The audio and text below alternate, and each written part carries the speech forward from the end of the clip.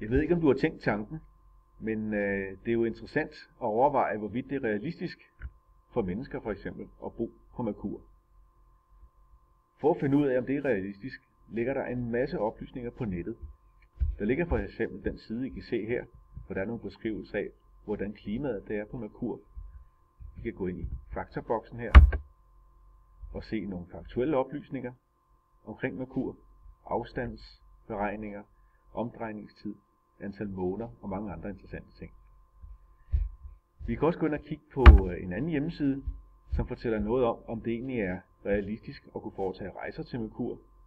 Og der kan vi se her, at hvis man forestiller sig, at der var asfalteret hele vejen til Merkur, så vil det tage ca. 25 år at tage en Ferrari, der kører 360 km i timen.